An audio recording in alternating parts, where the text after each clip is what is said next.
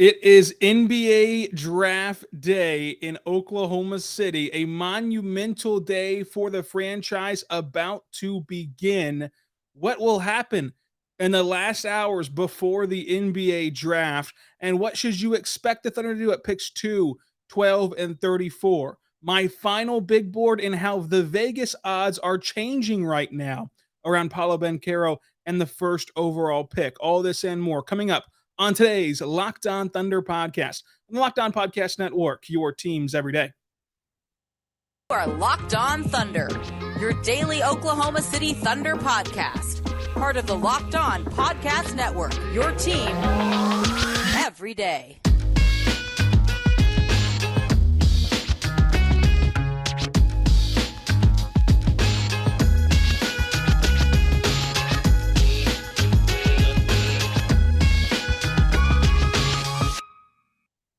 Let's get it going on the Locked On Thunder podcast, on the Locked On Podcast Network, your teams every day. I am your host, media member, and editor-in-chief over at thunderousintentions.com, Rylan Styles. You can follow me on Twitter at Rylan_Styles. Follow the show on Twitter at LOThunderPod. Email the show, LOThunderPod@gmail.com. On today's show, we're going to dive into what a monumental day for the franchise this is today on draft day for the Thunder, plus the latest draft buzz, final predictions, and John Collins is in the rumor mill as well for OKC, plus my final big board before the draft and where the mock draft stands right now for the NBA landscape and what the Thunder could end up with in just a few hours from now.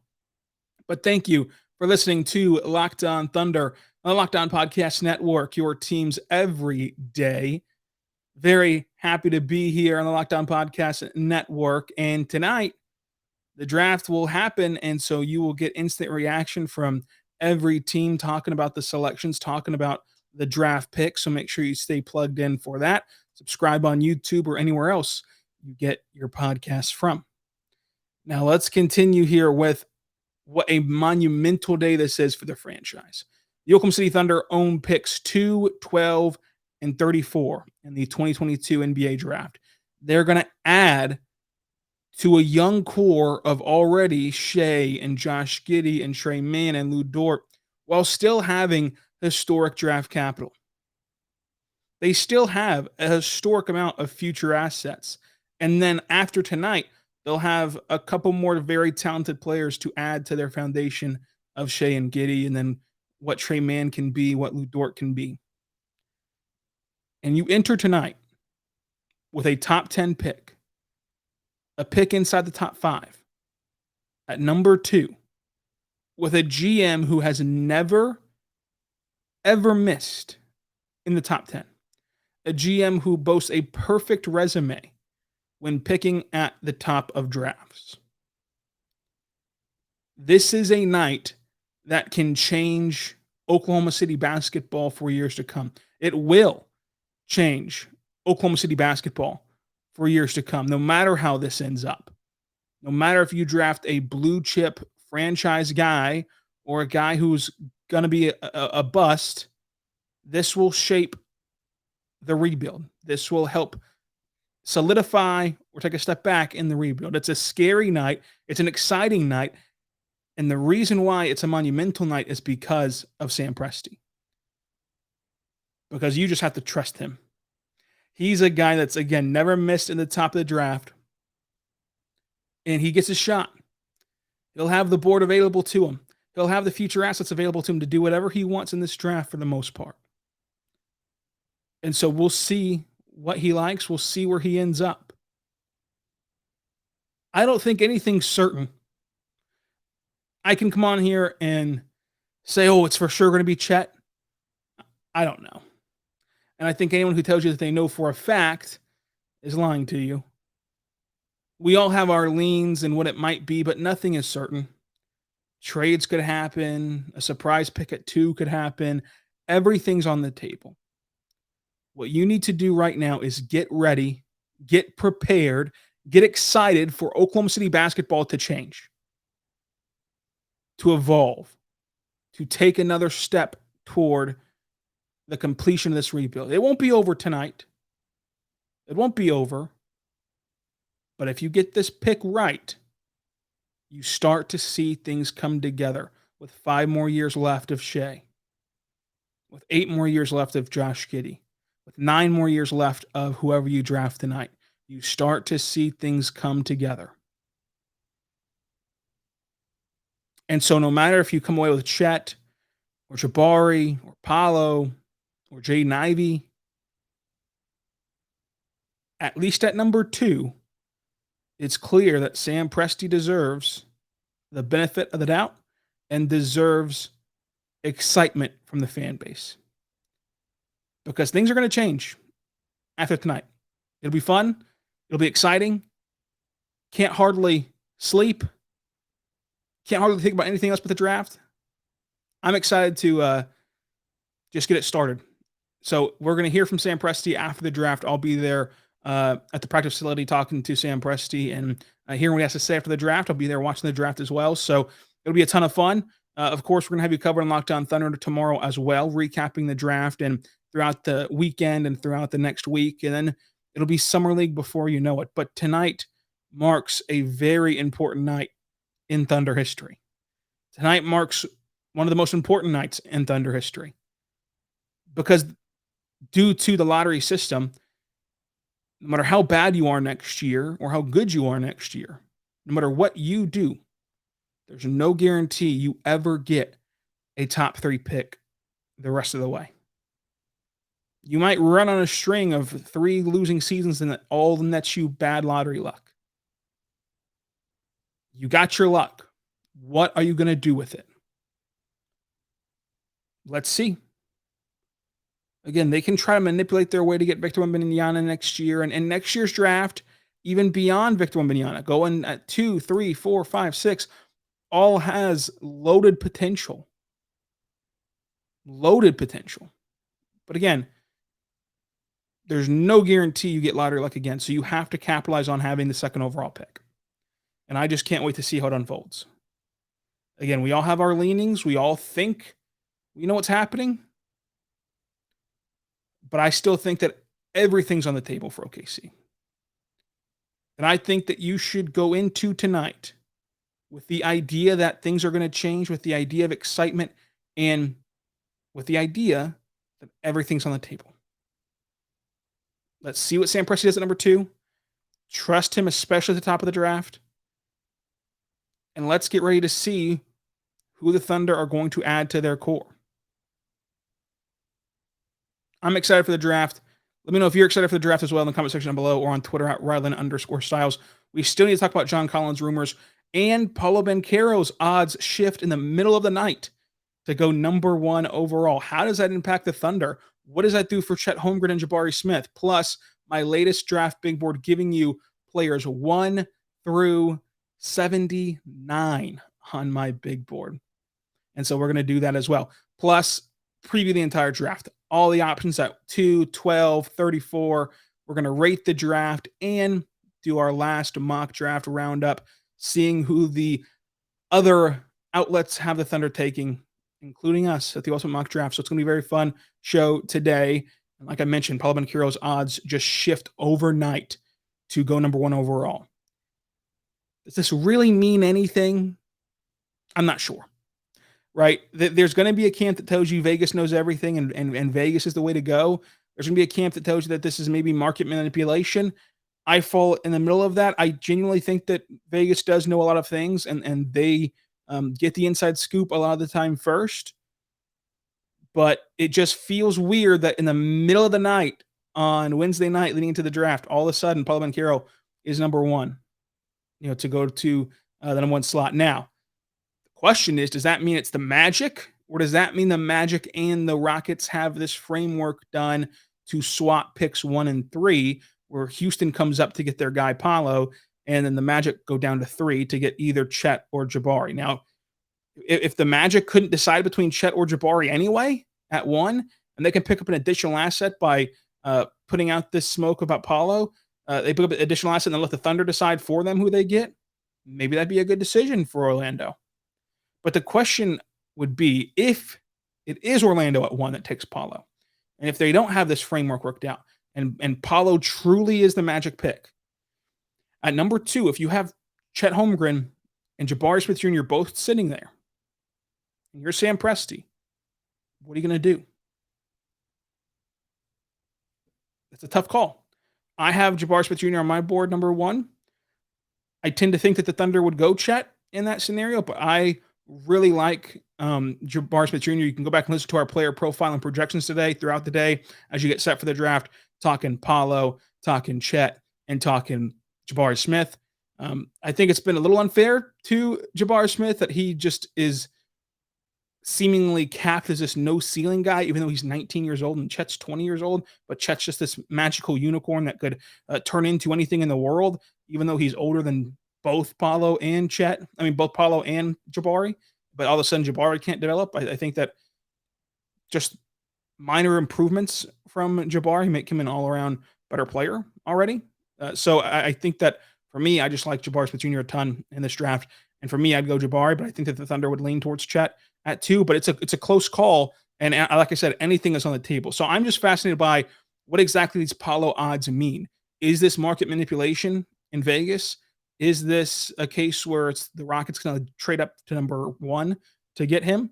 And then the Thunder still have to weigh Jabari Smith Jr., who I think is a perfect fit next to SJ and Josh Giddey, plus being a really good player himself, versus Chet Holmgren, who could be a bust and who has the most bust potential in the draft and might not be giving you medical details. There was a report from Bleacher Report that the Thunder don't have his medicals, and there's a lot of stuff happening behind the scenes about his medicals that might bring red flags.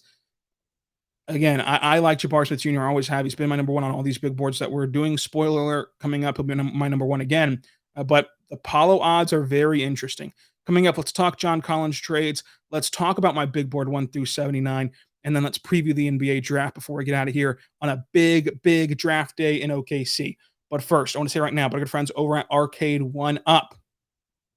Folks, Arcade 1-Up is here, and it brings you what you want to hear, and it's boom shakalaka. We have big news. The one and only NBA Jam is back. Arcade 1, the leader in home retro arcade games, is not only bringing the best games ever back, but they're making it bigger than ever with a, wait for it, Shaq Edition machine. People are obsessed with NBA Jam, and I'm thrilled to tell our listeners that you can once again play hoops with NBA legends in this arcade-style classic.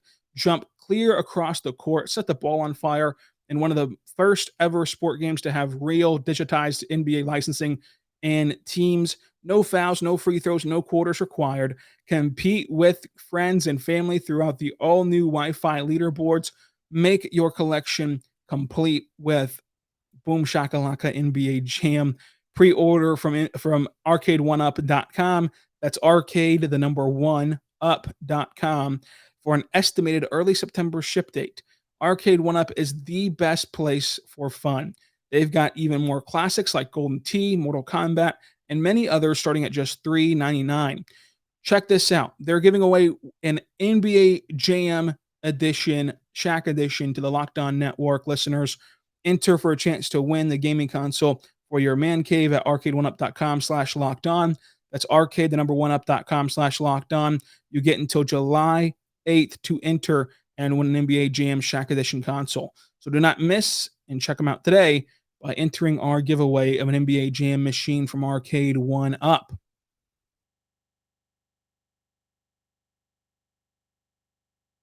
We are back on the Locked On Thunder Podcast, on the Locked On Podcast Network, your teams every day. I am your host, Rylan Stiles. You can follow me on Twitter at Rylan_Stiles. Follow the show on Twitter at LOThunderPod. Email the show, LOThunderPod@gmail.com.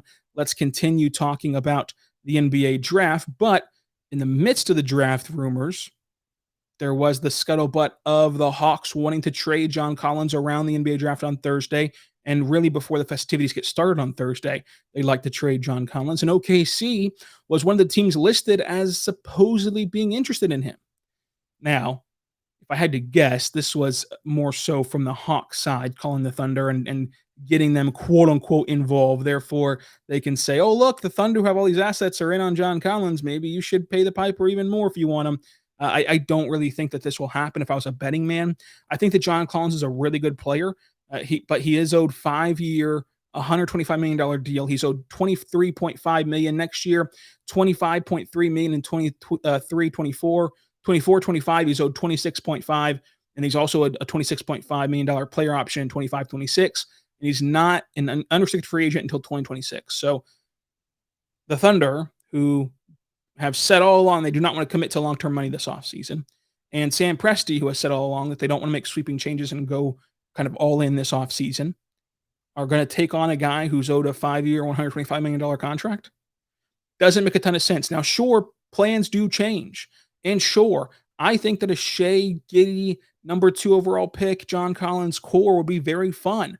But I just don't think that OKC's truly in the running from this. And maybe their plan has changed. Maybe they are going to do something this offseason. But if I had to bet money right now, from everything that I'm gathering, this isn't going to happen. I don't think it will happen. But you never know. Sam Presti's a wild card and things can change. But that's the latest on the John Collins front. Let me know if you would like John Collins on this team down below on the comment section or on Twitter at Ryland_Styles. So here it is. My NBA big board. Going to give you 1 through 79. And if you want explanations for any of them, you can go ahead and ask me on Twitter or in the comment section down below. I'll be glad to do it. But for the sake of brevity, I'm just going to give you the names. Jabari Smith Jr. number 1, Paolo Banchero number 2, Chet Holmgren number 3. That is my top 3. I have Jaden Ivey, Shaedon Sharpe, Keegan Murray, AJ Griffin, Dyson Daniel, Benedict Mathurin, and Jeremy Sohan rounding out my top 10. And then I have Johnny Davis at 11, Jalen Duren at 12, Jalen Williams at 13, Akai Agbaji at 14, Malachi Branham at 15, Nikola Jovic at 16, Terry Eason at 17, Jaden Hardy at 18, Mark Williams at 19, Ty Washington at 20, Ousmane Dieng at 21, Kendall Brown at 22, Kennedy Chandler at 23, Mojan Beauchamp at 24, Bryce McGowan's at 25, Ryan Rollins at 26, Dalen Terry at 27, Blake Wesley at 28, 29 is Jake LaRavia, 30 is Keon Ellis, 31, Wendell Moore, 32, Christian Brown, 33, Gene Montero, 34, Patrick Paolo Jr., Jordan Hall, 35. That's kind of my big wild card is Jordan Hall. I don't think you're going to see him on many boards, but I think he's one of the best playmakers in the draft class. I think he's the best passer in the draft class at 6'7". Trevor Keels at 36, Hugo Basson at 37, EJ Liddell, 38, Max Christie, 39, Justin Lewis, and then Gabriel Procida at 41, Christian Koloko at 42, 43, Jalen Williams from Arkansas, 44, MFJ, 45, Scottie Pippen Jr. I have Josh Minot at 46, Ron Harper Jr. at 47, Vince Williams at 48, David Roddy at 49, Peyton Watson at 50, Jabari Walker at 51, and then I have Iverson Molinaro at 53. I have J.D. Davison at 54, Justin Champagne at 55, and then Isaiah Mobley at 57, Caleb Houston, who was at one time promised to go to the Thunder at 30, and then, of course, I traded the pick, and now he's kind of up in the air. I have Caleb Houston all the way down at 58. Walker Kessler, who might go in the first round, I have him at 59. Darius Days at 60, and that kind of rounds out the drafted players that I have. For local fans, I have Brady Manick at 75, maybe. He's a summer league tryout guy who can knock down threes, but I just don't think he has a fit in the NBA. But we'll see. So that's kind of my big board. If you want the rest of the undrafted guys, just let me know. But that's my big board. The big takeaways here. Jabari Smith stays number 1 overall. Paolo Banchero leaps back to number 2, and Chet Holmgren goes to number 3. Then I have Jaden Ivey at 4 and Shaedon Sharpe at 5. I am betting on Shaedon Sharpe. I really like what Shaedon Sharpe brings to the table and what he can be as an NBA player, especially in an environment and ecosystem like OKC. Now, my NBA draft preview. Let's go through, as we're sitting a few hours away from the draft, and talk about the options at each pick. The options at the second overall pick are pretty clear. Chet Holmgren, Jabari Smith Jr., Paolo Banchero, Jaden Ivey, and then with Jaden Ivey at 2, maybe you would trade back to 4 for Jaden Ivey, but that let's see how that actually plays out. But the names of the players are very simple. I don't see a world at all, even with Sam Presti being this Mad Hatter and being this madman that can pull off anything and shock the world, right? Even with all that, if it is any name besides those 4 names, it just won't be. Like, it just won't be. Like, I feel confident enough saying that, and usually no one feels confident ruling anything out whenever it's Sam Presti, but I feel confident ruling out that it will be anyone but these four names. So again, Chet Holmgren, Jabari Smith Jr., Paolo Banchero, and Jaden Ivey. That's kind of my list of how likely they are to be drafted as well. I think it's most likely to be Chet Holmgren, Jabari Smith Jr. next, Paolo Banchero third, and then Jaden Ivey fourth. I'd probably flip Ivey and Banchero to have Ivey at three, but I still like that. So I think they're going to go Chet. I'd love to get Jabari Smith Jr. And then, of course, no matter who they draft of these four, like I said at the beginning, you have to trust Sam Presti because he's never missed at the top of the draft. He just has never missed. So if on his board he has Jaden Ivey 1 and I have him 4, I'm not going to have such hubris that I think that Ivey can't be 3 spots above where I have him on Presti's board. Same thing with Holmgren, who's at 3. I'm not so egotistical that I don't think that Holmgren can be Presti's number 1. And then Jabari's my number 1. That'd be nice to see that we agreed there. And then Paolo's my number 2. So again, 2 would be fitting in right perfectly. So that's what I have at 2. If it's anyone but those 4 options, if he picks anyone besides those 4 names I just listed, you in the comment section right now get to decide what I do. Shave my head, eat a bell pepper, something. I'll do something. I'll do something crazy. But options at 12. Trade up for Ivy or Sharp is a very strong option. I would love to see that happen.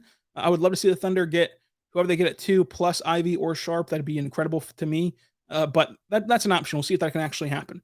AJ Griffin, if he falls due to medicals. I love the pairing of Johnny Davis. That's who I would draft. I've been talked into Jeremy Sohan by Andrew Schlecht of Down to Dunk. Sohan and Chet defensively would be very, very good. I'm fine with Jalen Duren. I love Jalen Williams. Benedict Mathurin would be an interesting option, even though he's never worked out for the Thunder. I still like Benedict Mathurin as a player. Malachi Branham, Kai Agbaji. He's my no bust potential player, but I also don't really see a very high ceiling with him. And then as a name to watch would be Usman Jiang, but I really hope it's not Usman Jiang.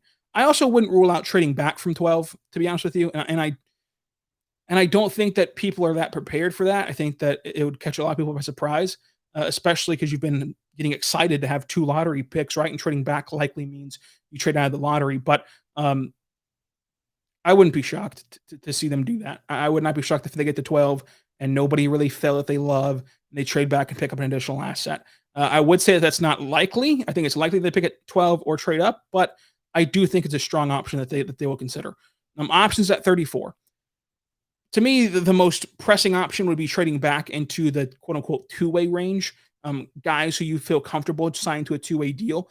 For example, if you draft a guy at 34, that contract is going to mirror that of a first-round pick. It's just going to have more outs for you and more non-guaranteed money, but it'll be a standard NBA contract. And the Thunder are running out of standard NBA contract slots. They could do it. They could draft at 34, sign to a standard NBA deal, and cut somebody else. But it would make sense also to trade back and fill that last two-way slot with somebody from this draft. So I think that that's an option. But Keon Ellis has worked out twice for OKC. Lucky if he's there at 34. Maybe take a shot on a guy like Patrick Baldwin Jr., who injuries has really pressed him. I mean, he was in my top 5 in November, and injuries have shut him down to where you heard him at 34 today on my big board. So maybe worth taking a chance on. And then does Christian Brown fall to 34? Maybe.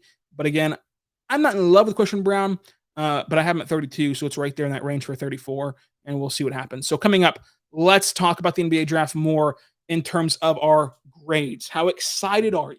How likely is a trade to happen? And what are the latest mock drafts and intel telling us? All coming up on the Locked On Thunder Podcast, on the Locked On Podcast Network, your teams every day.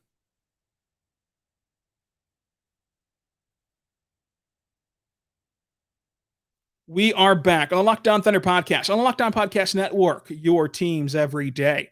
I am your host, Rylan Stiles. You can follow me on Twitter at Rylan_Stiles. Follow the show on Twitter at LOThunderPod. Email the show, LOThunderPod@gmail.com. It's draft day, folks. I can't wait. I cannot wait to see how this all pans out, how this what all happens for OKC in this draft. And my excitement rating, 10 out of 10. 10 out of 10. My nervous rating for the draft, and this is where I'm very interested to see your comments. For my nervous rating, I'm a 6 out of 10. I'm typically a worrier. I'm typically somebody who gets nervous about almost anything. But I still just can't get there with, like I said yesterday in our podcast, go back and listen to it, for the best, worst, and most realistic case scenario for the draft. I can't get there with anything that's quote unquote a worst case scenario. Even my worst case scenario is like a B minus grade. So like I'm not that nervous, especially trusting Pressey at the top of every draft. But I do have it. My nervous rating is a 6. And then what percentage chance do the Thunder make a trade in this draft? Any trade at all in this draft? Not counting the Nuggets pick, right? Because if you didn't know, because the Nuggets top 5 protected pick in 2027 will have a chance to not convey until 2029, and you can't legally trade 2029 picks yet. The Thunder logo and the Thunder will be on the clock at pick 30. The person that's selected at pick 30 will walk across the stage if he's there in the green room and put on a Thunder hat. He'll be wearing a Thunder hat and he'll be selected by the Thunder. However, the Thunder will be making that pick for Denver, taking whoever Denver wants, and then completing the trade and sending him to Denver at a later date whenever those 2029 picks can be traded. So that's important to note as well for what's going to happen on draft night. So not counting trading 30, because they've already done that. What percentage chance do we see another trade on draft night? I'd say 75%. I think that between 12 and 34, one of those picks, if not both, will be dealt in some capacity. Trading up from 12 or trading back from 12, trading back from 34, maybe trading up from 34, but I really doubt that aspect very greatly. But some trade in some capacity, big or small. I have 75%. Maybe it's a bit too high, but I think that we're going to see something get done between trades and teams, and just it's going to be the summer of the trade. It's going to be very fun to watch how this all unfolds. So we'll see what happens. Mock draft roundup, though, our final mock draft roundup. So the ultimate mock draft that you can go back and listen to and hear how this mock draft played out, and also hear the grades I got from former NBA executives, NBA draft experts, and Brian Scalabrine. I picked Chet Holmgren and Johnny Davis as the 2 picks for the Thunder, staying put at 12. ESPN has OKC taking Chet Holmgren and Ousmane Dieng. NBA TV has Chet Holmgren and AJ Griffin. The Athletic has Jabari Smith Jr. from John Hollinger and AJ Griffin. I would love any pairing of Chet/Jabari and AJ Griffin. I would love that. Bleacher Report has Chet Holmgren and Jalen Duren. Interesting pairing. Interesting to say the least from Bleacher Report. The Ringer has Chet Holmgren and Jeremy Sohan. I love that. CBS says Chet Holmgren and Jalen Duren as well. So you have all the mock drafts. You have the preview. Now it's time for you to predict the pick. What do you think will happen in the NBA draft? Who do you think will become members of the Oklahoma City Thunder in just a few short hours? What are you looking forward to? Are you excited? Are you nervous? Are you both? How will you be consuming the draft? And are you ready for Friday's episode of Locked On Thunder? Subscribe for free across all platforms so you never miss an episode. I'm going to go to the Thunder practice facility, watch the draft, talk to Sam Presti, and then race back home, not speeding, driving the legal limit, but come back home, get inside, record a podcast, and get it uploaded to you about all that happened in the draft. So it's going to be very fun. Follow along on Twitter for live updates at Rylan_Styles. That's RYLAN_STILES. I can't wait. I'm excited. It's a monumental day in OKC. This should be a day where you celebrate, where you're happy. Maybe try to take the day off if you can from work and just embrace it, or take Friday off from work so you can just totally go hard this evening and be very excited responsibly. It'll be fun, though. We'll have you covered all day on Twitter at Rylan_Styles, on ThunderSyntentions.com, and on the Locked On Thunder podcast. So make sure you stay tuned for all of that fun stuff. Thank you so much for listening and supporting the podcast throughout the draft coverage. We're not going anywhere, though. 5 days a week throughout the offseason talking about the Thunder. It's a fun time. Make sure you stay tuned and subscribe. And we'll be back tomorrow to recap whatever happened during the draft day madness on the Locked On Thunder podcast, on the Locked On Podcast Network. Folks, it's your teams every day.